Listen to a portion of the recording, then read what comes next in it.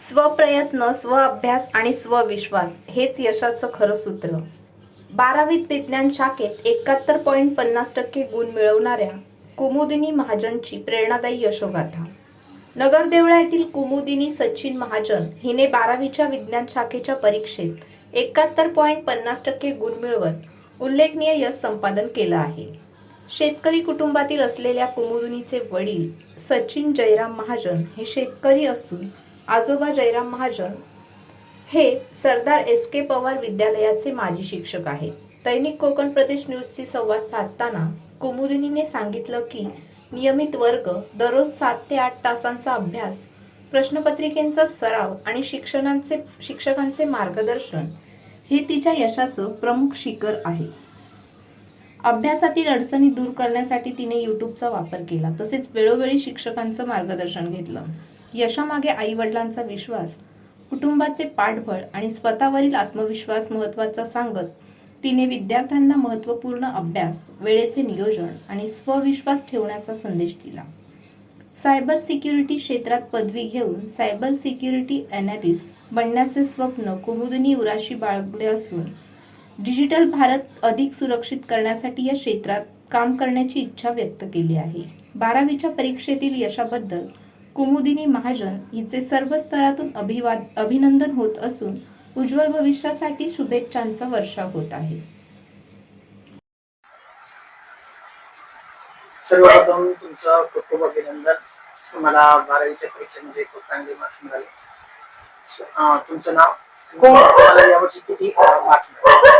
माझं नाव कुमुदिनी सचिन महाजन. मी सरदार एस के पवार या हायस्कूल मधली विद्यार्थिनी आहे आणि मला 12वीला ह्या वर्षी 71.50 असे पडले. 12वीची तयारी संदर्भात तुम्ही काय म्हणते? तुम्ही कशी तयारी केली आणि अभ्यासाची काय रूपरेषा? कॉलेज करायचं कंपल्सरी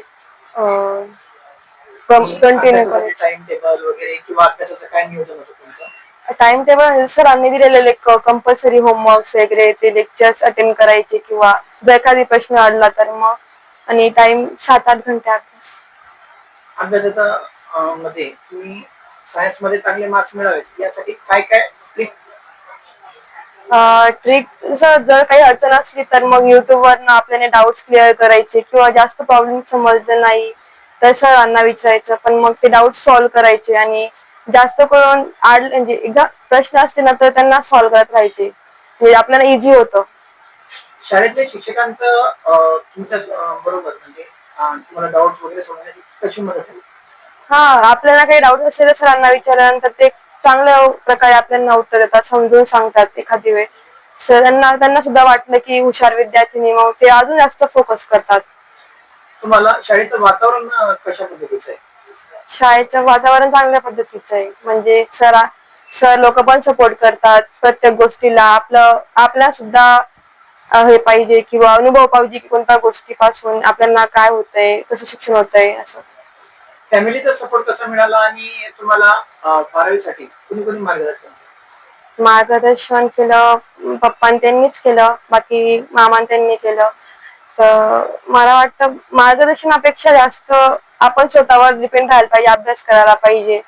घरच्यांनी एवढंही दिलंय तर आपल्याला अभ्यास करायला पाहिजे जास्तीत जास्त, आणि फक्त प्रॉब्लेम सॉल्व्ह केले पाहिजे. तर मग प्रॅक्टिस जास्त केल्यानंतर आपल्याला जास्त यायला लागतं. प्रॅक्टिस इम्पॉर्टंट आहे वाचण्यापेक्षा, बाकी गोष्टी करण्यापेक्षा. फ्युचरमध्ये तुमचं प्लॅनिंग काय? फ्युचरमध्ये इंजिनिअरिंग करायचा प्लॅनिंग आहे सीईटी थ्रू. तर मग सीईटी दिली, आता रिझल्ट येईल तेव्हा समजेल. 12वी सोबत तुम्ही सीईटी आणि जेईची पण तयारी केली, त्या संदर्भात काय बोलणार?